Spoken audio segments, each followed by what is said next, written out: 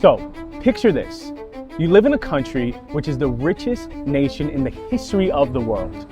The government of this country decides that it's going to double and triple healthcare costs for millions of people. A group of politicians in this country decide to push back against that by shutting down the government. And then the leadership of that same government decides to push back against the shutdown by taking away food access from over 40 million people. Now, if this sounds dystopian, that's because it is.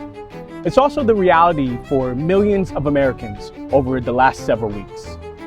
On today's episode of Age of Impact, I'm going to break down the lasting effects that the decisions made during this shutdown will have on children and families for years to come.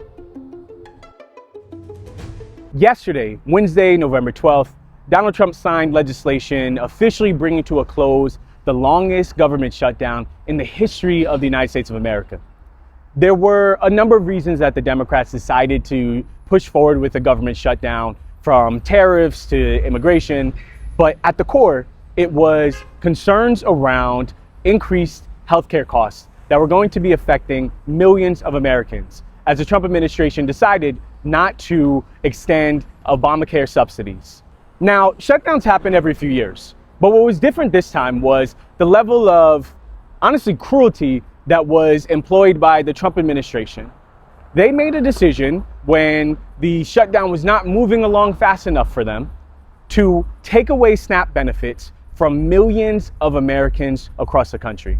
As a result of this, there were millions of people who wondered where their next meal was going to come from and if they were going to have enough money to actually feed their children and families. An excellent article out of the New York Times described it well when they stated that the lapse in food stamps caused demand to surge at local food banks and pantries.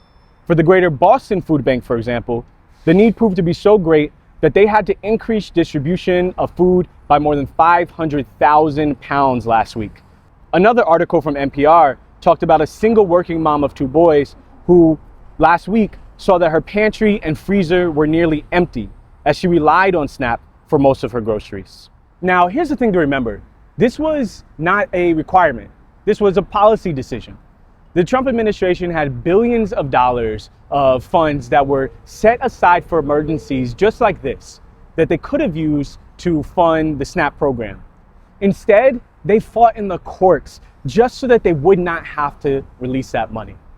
They did this deliberately to make people suffer so that they could push the Democrats to end the shutdown. The thing about these sort of decisions is they have real life consequences. You know, every day in my clinic, I care for children and families who rely on food assistance to make ends meet and to make sure that they have food in their bellies. I had families who, during the midst of the shutdown, decided that they weren't even going to enroll in services that they were actually eligible for because it just felt too unreliable. They felt like they would rather take the risk of trying to scrape together the few extra dollars they had than to depend on a government that they couldn't count on. Decisions like this are not small in their impact. They reverberate across the lives of millions of people throughout the country. Take, for example, right here in Los Angeles, where every day people go to the SNAP office where they receive benefits that can help put food on the table of their children and their loved ones. What this administration did was it said that resources like this are not going to be reliable, that even if you're hungry, it doesn't matter.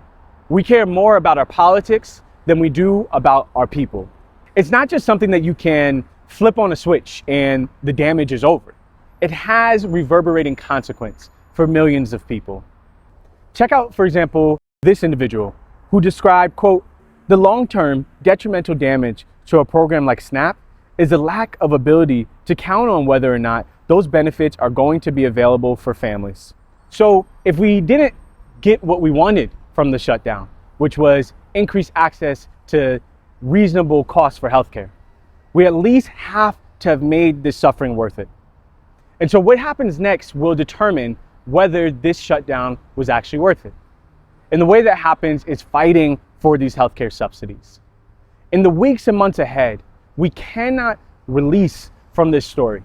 We have to keep pressure on Republicans in Congress to bring up the Affordable Care Act subsidies to a vote so that we can actually make sure that people are not losing health care on top of the millions of people who lost access to food during this government shutdown. In the meantime, we will keep tabs on a week-by-week basis to make sure that you have the most up-to-date information about what's going on this issue. And please make sure to like our video, make sure to subscribe to the channel, and leave a comment about what you've noticed in your community, about how people were impacted either by the SNAP cuts or other issues throughout this government shutdown. And until next time, this is Age of Impact.